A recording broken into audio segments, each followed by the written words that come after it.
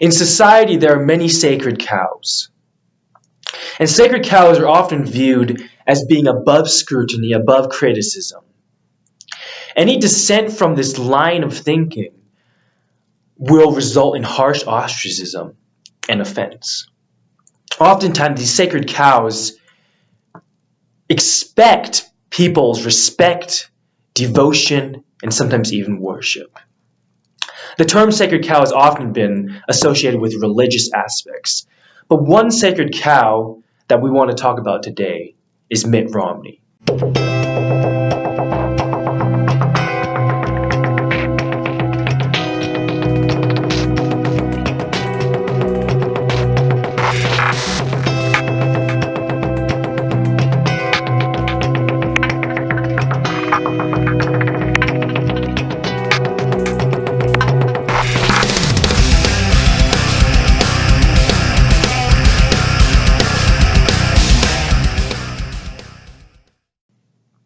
Now, why do I say Mitt Romney is the sacred cow?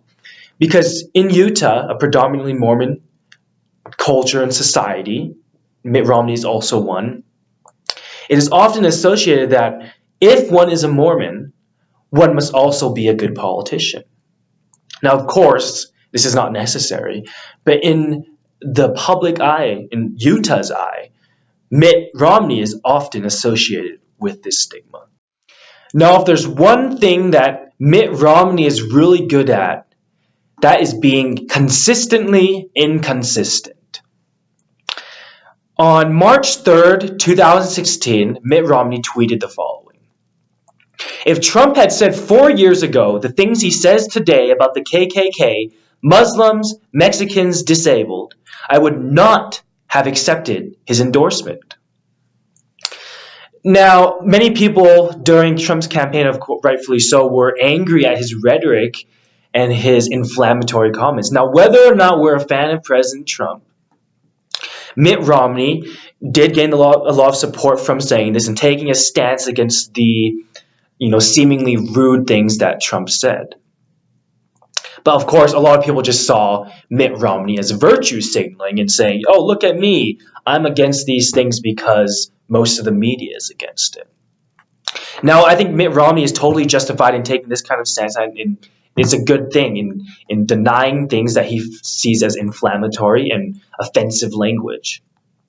But the issue here is just last week, when Mitt Romney announced his Senate run in replacing Orrin Hatch, President Trump tweeted at Mitt Romney and said he supports and thinks Mitt Romney would make a fine senator.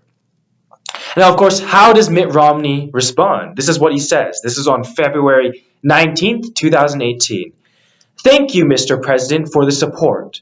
I hope that over the course of the campaign, I also earned the support and endorsement of the people of Utah. Now, if that doesn't spell hypocrisy, I don't know what does.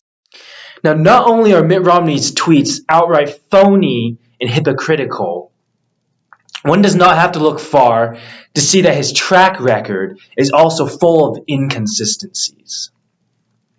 President Romney was the governor of Massachusetts and also ran for the U.S. presidential seat. During these runs, Mitt Romney claimed to be a fiscal and social conservative. Now, whether or not you're a fiscal or social conservative, that's not the point. What I'm here to say today is that Mitt Romney is not consistent with his principles and simply just says whatever it takes to be elected or be popular, but will not follow through with those principles upon being elected. Now, can I speak for certain of the future? No. But what we are certain of is his past track record. In 2004, Mitt Romney ran on the promise of cutting spending and balancing the budget of Massachusetts. Now, did Mitt Romney actually do that? He did balance the budget to some extent, but this came with costs that are far from any principled conservative's values.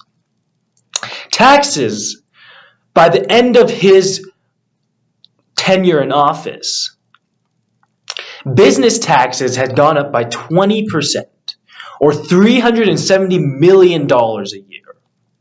Now, why did he do this? Romney shifted local property taxes onto business owners. Now, Mitt Romney, instead of allowing for local entities to make their own budgets and give them a timeline in which they could balance the budget and not be in debt, instead he, through legislative coercion, put increased burden on these small business owners. Mitt Romney, although he is a successful businessman, is no friend of business owners. Additionally, Mitt Romney claiming to have balanced and cut spending is completely false. All Mitt Romney did was find other revenue sources in order to add that and increase taxes, increase fees, so he could put that into the government budget. As mentioned, this effort to increase the revenue resulted in Mitt Romney raising rates for 57 existing fees and then imposing 33 new fees.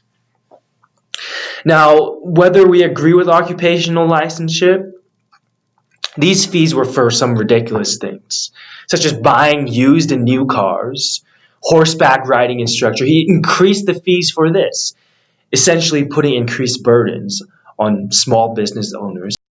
Now, in addition to Mitt Romney's phony fiscal conservatism, Mitt Romney implemented a system of universal health care in Massachusetts, forcing small businesses to purchase health care for all their employees or face a fine.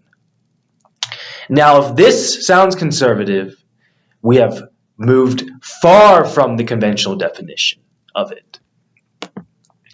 And lastly, whether or not we agree with a federal ban on assault weapons, and for you gun fanatics and you gun fans out there, Mitt Romney signed a bill to ban all assault weapons in the state of Massachusetts. It's not that Mitt Romney is a bad guy. In fact, I think he is likely a very good father and husband and a good member of his society and church. But rather, what I'd like to point out here is too often are the people of Utah deceived by a politician simply because they espouse to be of the Mormon faith.